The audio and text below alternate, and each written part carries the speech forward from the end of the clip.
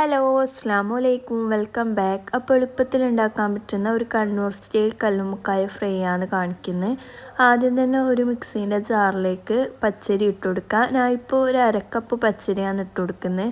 ഇത് കുറച്ച് സമയം പുതിർത്തി വെച്ചതാണ് കേട്ടോ. ഒരു 2 മണിക്കൂറോളം പുതിർത്തി വെച്ച പച്ചരിയാണ് ഇട്ട് കൊടുക്കുന്നത്. അതിലേക്ക് 2 പിടി തേങ്ങ ഇട്ട് കൊടുക്കുന്നുണ്ട്.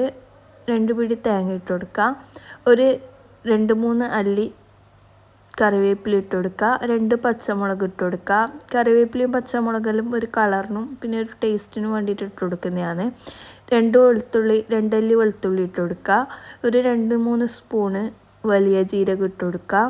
ഒരു 1/4 ടീസ്പൂണോളം മഞ്ഞൾപ്പൊടിയും ഇട്ട് കൊടുക്കുക. ആവശ്യത്തിനുള്ള ഉപ്പ് ഇട്ട് കൊടുത്ത് കുറച്ച് വെള്ളം ഒഴിച്ചിട്ട് നല്ലോണം ഒന്ന് പേസ്റ്റ് ആക്കിയിട്ട് ഒന്ന് അരച്ചെടുക്കുക. അപ്പോൾ ഇത് നല്ലോണം ഒന്ന് അരച്ചെടുത്തിട്ടുണ്ട്. ഇനി ഇതിലേക്ക് ഞാൻ കുറച്ച് വെള്ളം കൂടി ആ മിക്സിയിൽ ഒഴിച്ചിട്ടൊന്ന് മിക്സാക്കിയിട്ട് ഒഴിച്ച് കൊടുക്കുന്നുണ്ട്. ഇനി ഇതിലേക്ക് പത്തലിൻ്റെ പൊടിയാണ് ഇട്ട് കൊടുക്കുന്നത്. പത്തിരിപ്പൊടിയാണ് ഇട്ട് കൊടുക്കുന്നത്. ഇതിട്ട് കൊടുത്തിട്ട് നല്ലോണം ഒന്ന് മിക്സാക്കി കൊടുക്കുക. ഒന്ന് കുഴച്ചെടുക്കുക. എത്രയാണോ കല്ലുമ്മക്കായ ഉള്ളത് അതിനനുസരിച്ചിട്ട് പൊടി ഇട്ടിട്ട് ഒന്ന് കുഴച്ചെടുത്താൽ മതി കേട്ടോ. അപ്പോൾ നല്ലോണം ഒന്ന് കുഴച്ചെടുക്കുക.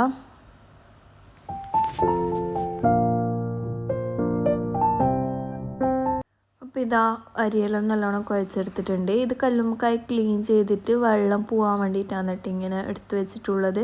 ഇനി ഇതിലേക്ക് നമുക്ക് ഈ മാവ് നിറച്ച് കൊടുക്കുക. ഈസി ആയിട്ട് ചെയ്യാൻ പറ്റുന്ന കാര്യം തന്നെ ഉള്ളൂ കേട്ടോ.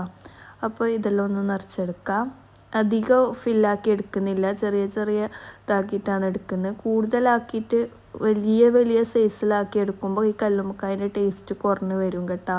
കുഞ്ഞാക്കിയിട്ട് എടുക്കുമ്പോൾ ആണ് നല്ല ടേസ്റ്റ് ഉണ്ടാവുക.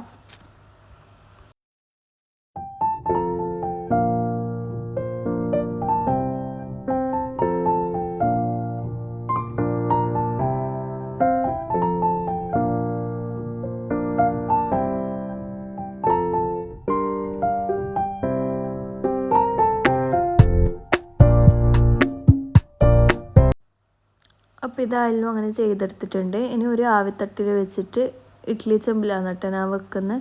ഇത് വെച്ചിട്ട് ഒന്ന് വേവിച്ചെടുക്കുക. അപ്പോൾ വേവിച്ചെടുത്തിട്ട് ഇതിൻ്റെ തൊലിയെല്ലാം ഒന്ന് കളഞ്ഞെടുക്കുക.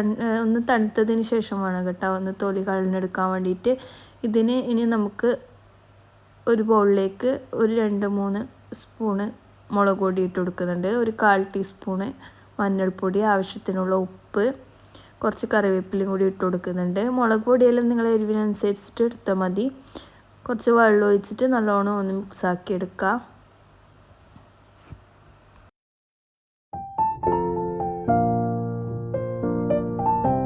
അപ്പോൾ നല്ലോണം മിക്സാക്കി എടുത്തിട്ടുണ്ട്. ഒന്ന് മുക്കിയിട്ട് പൊരിക്കാൻ കഴിയുന്ന വിധത്തിൽ കേട്ടോ കലക്കിയെടുക്കേണ്ടത്. ഞാനിപ്പോൾ ഒരു ട്രിപ്പ് പൊരിച്ചതിന് ശേഷമാണ് കേട്ടോ ആദ്യം വീഡിയോ എടുക്കുന്നത്. അപ്പോൾ ഇതിലേക്ക് അതേ പാനിൽ തന്നെയാണ് കുറച്ച് വെളിച്ചെണ്ണ ഒഴിച്ചിട്ട് ഒന്ന് ഫ്രൈ ചെയ്തെടുക്കാം.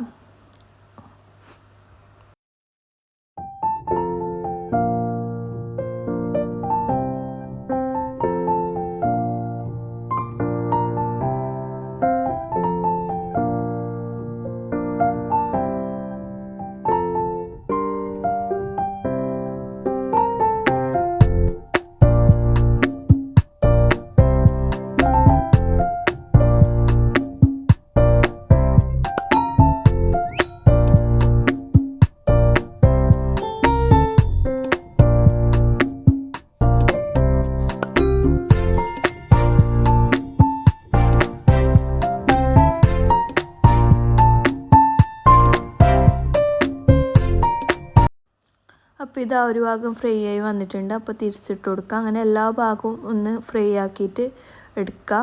അപ്പോൾ ഈസി ആയിട്ട് ഉണ്ടാക്കാൻ പറ്റുന്ന ഒരു കടിയാണ് കേട്ടോ ഇത്. നമ്മൾ കണ്ണൂർ ഭാഗത്തെല്ലാം അധികം ഉണ്ടാക്കുന്നതാണ് ഇത്. നല്ല ടേസ്റ്റാണ് ചായൻ്റെ ഒപ്പം കൂട്ടാൻ വേണ്ടിയിട്ട്. അപ്പോൾ എല്ലാവരും ഒന്ന് ട്രൈ ചെയ്ത് നോക്കുക. അപ്പോൾ നെക്സ്റ്റ് വീഡിയോയിൽ കാണാം. അതുവരേക്കും ബായ്.